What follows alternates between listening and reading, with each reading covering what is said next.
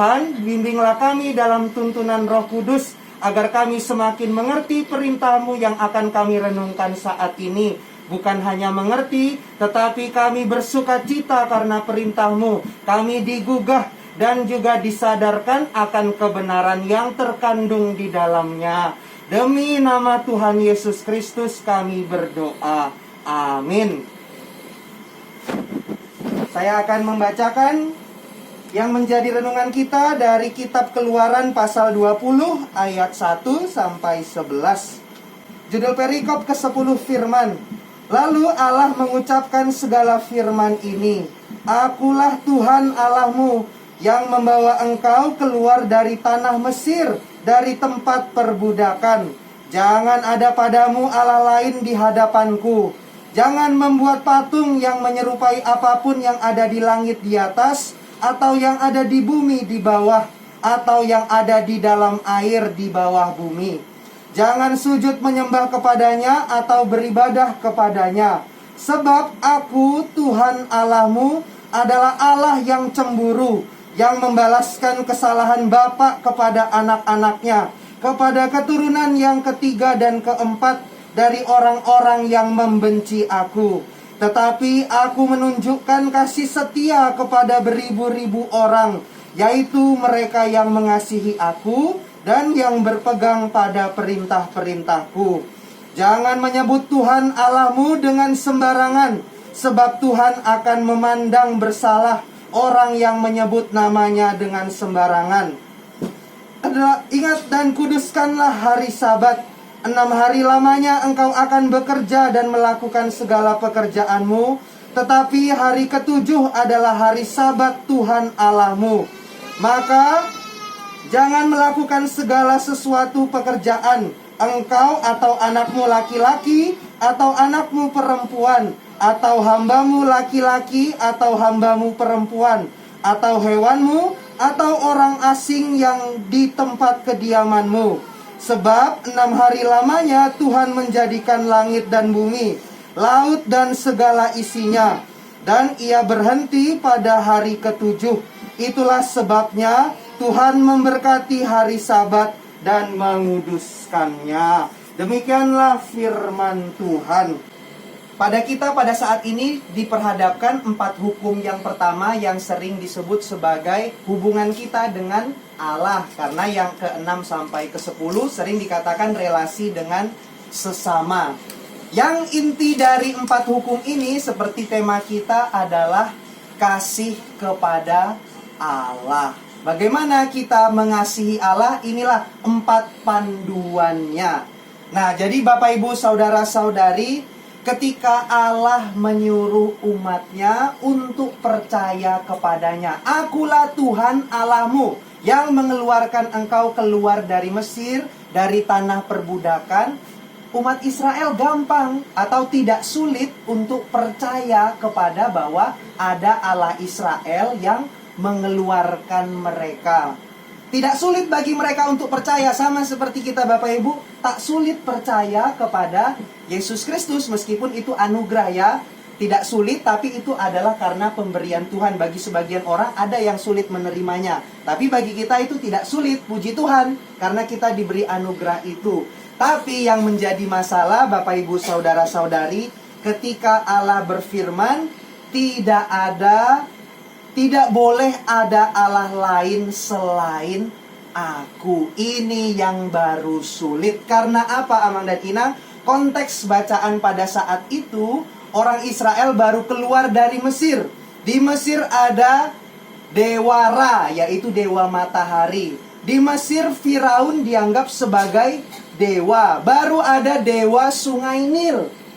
Mereka baru keluar dari daerah yang demikian. Mereka terbiasa dengan banyaknya dewa-dewa. Dan mungkin Bapak Ibu Saudara-saudari, mereka pun selama ini melakukan ritual-ritual kepada salah satu atau kepada beberapa dewa yang ada di sana. Jadi ketika Tuhan bilang, gak ada boleh Allah lain di hadapanmu selain aku, artinya Gak boleh lagi ada kepercayaanmu pada dewa matahari, kepercayaanmu kepada dewa sungai Nil. Gak boleh lagi, tetapi hanya kepada aku. Sulit ini diterima karena Bapak Ibu, kalau mereka soal percaya, oke, saya percaya kepada Allah Israel.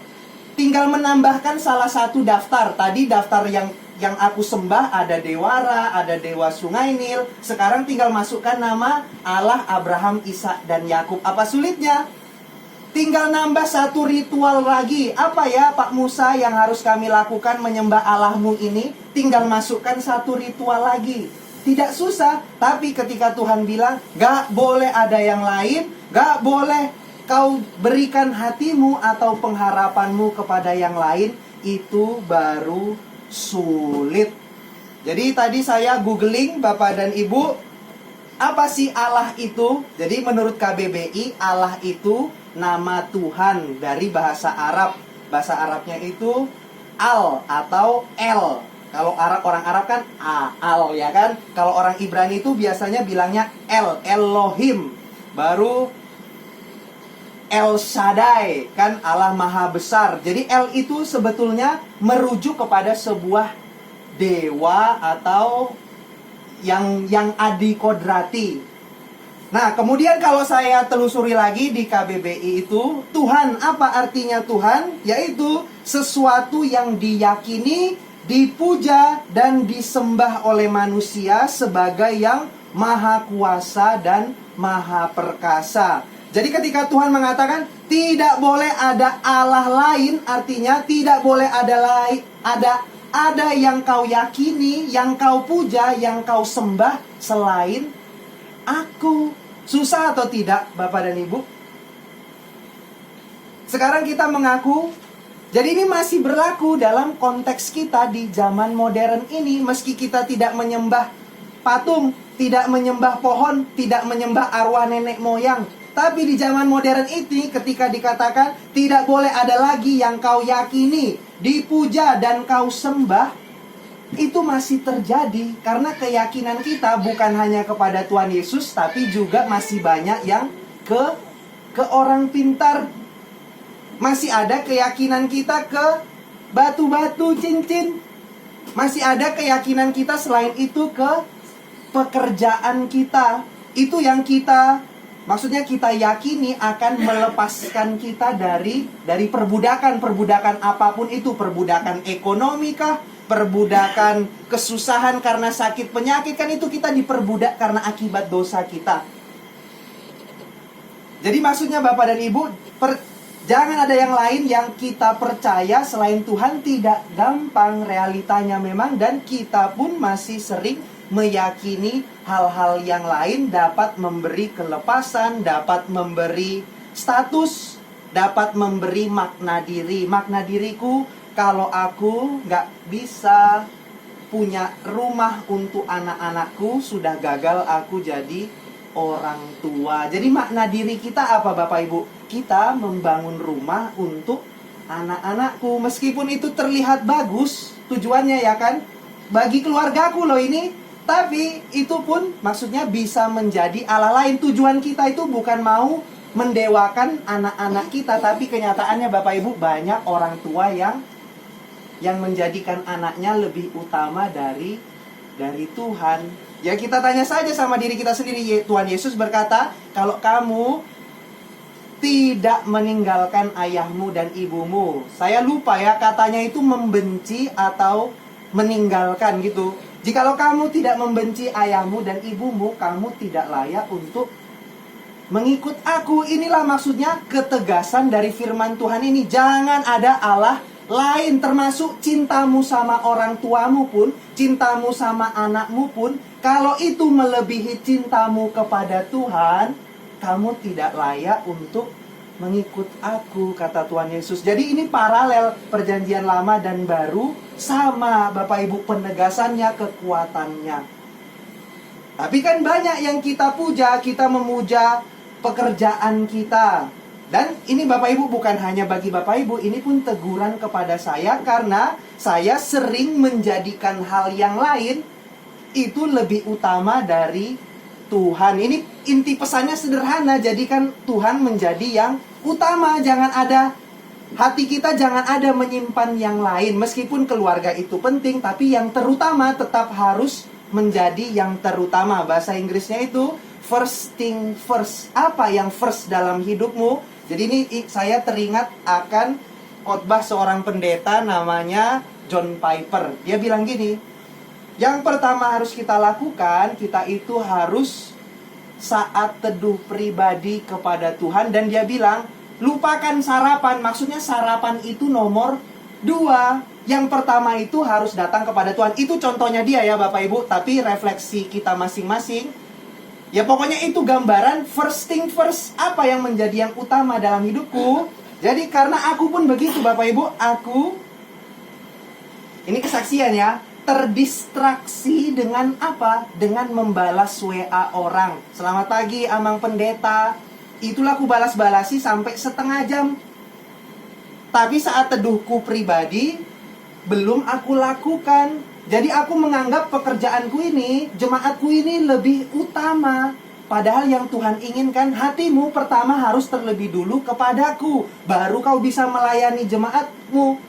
Jemaat Tuhan ya, bukan jemaatku ya Bapak Ibu. Jemaat Tuhan. Tapi kan kebanyakan dari kita, ini bukan hanya aku saya rasa ya. Ya kita, apa yang utama Bapak Ibu? Pekerjaan lah. Aku pun begitu, pekerjaanku yang utama. Meskipun itu tanggung jawab dan Tuhan menyuruh kita bekerja dengan sangat baik, tapi yang pertama ya tetap hubungan pribadi kita dengan, jangan ada Allah lain di hadapanku, di hadapanmu selain aku. Itulah maksudnya Bapak Ibu yang kita renungkan. Dan ini terjadi, ya sudah terbukti ya, betapa mudahnya raja-raja yang diurapi oleh Tuhan mendirikan tiang-tiang berhala. Meskipun mereka memperhatikan juga bait suci, menjalankan ritual seperti Salomo, tetapi tetap dibangun tiang-tiang berhala. Disangka mereka Tuhan akan tetap berkenan. Padahal kalau ada Allah lain, kau tidak layak bagiku. Meskipun kau bisa menjalankan 9 perintah yang lain, tapi kau gagal di satu perintah, jangan membuat Allah lain, kamu gagal terhadap seluruh 10 hukum Taurat itu. Nah ini kenyataannya, Amang dan Inang, saudara-saudari, betapa mudahnya kita bisa membuat Allah-Allah lain. Pekerjaan, tanah, harta benda itu bisa menjadi yang mengkonsumsi diri kita setiap hari. Waktu kita habis hanya untuk mikiri itu. Padahal Bapak dan Ibu, di sini di ayat pertama dikatakan, akulah Tuhan Allahmu yang membawa engkau keluar dari tanah Mesir, dari tempat perbudakan. Hanya aku yang bisa melepaskanmu. Kenapa kamu berlelah-lelah? Kalau kepadaku seakan-akan dibilang, jangan pusing gara-gara jemaatmu. Ada aku, Tuhan, yang membebaskanmu dari perbudakan. Kok jadi kau lebih pusingin jemaatmu daripada pertama-tama datang kepadaku, seakan-akan aku tak mampu menolongmu, membereskan jemaat di tempat kau berada itu. Nah, mungkin itu juga yang terjadi kepada Bapak Ibu di setiap pekerjaan kita. Kalau memang pekerjaan kita terkadang menjadi berhala bagi kita. Pekerjaan kah? Anak-anak kita kah? Pasangan kita kah?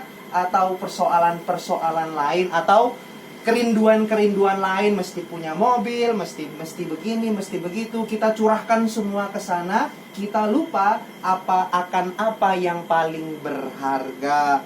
Jadi Bapak Ibu tadi dikatakan,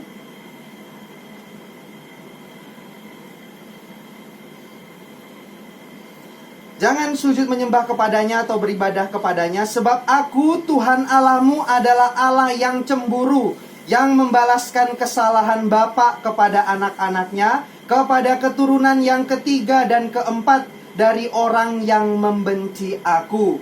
Kita bisa saja melakukan perintah Tuhan dengan mengingat hal ini, karena ia berhak, karena dia penguasa, maha kuasa, ia akan menghukum kita, bahkan sampai keturunan kita ketiga dan keempat akan terkena hukuman Tuhan jikalau kita tidak menyembah Tuhan tapi menyembah hal yang lain. Dan yang lebih menguatkan, kita bisa fokus kepada tapi aku menunjukkan kasih setia kepada beribu-ribu orang, yaitu mereka yang mengasihi aku dan yang berpegang pada perintah-perintahku. Itulah yang kita ingat. Dia telah melepaskan kita, dan karena itu kita bersyukur dan bersukacita. Kita bisa mengasihi dia. Meskipun ia berhak menghukum, tapi ingatlah, jangan takut karena hukumannya, tetapi ingatlah bahwa dia mengasihi kita. Jadi karena dia yang paling berharga bagi kita, maka rasa kasih itu bukan timbul dari rasa takut atau karena memang Tuhan harus dipuji, itu sudah kewajibanku. Tapi rasa kasih itu timbul karena kesadaran sungguh bahwa Tuhan telah membebaskanku dari perbudakan, dari apapun yang yang membuatku risau. Dia telah membebaskanku, dan kini aku dengan pilihanku sendiri, dengan penuh kesadaran, aku mau mengasihi Tuhan.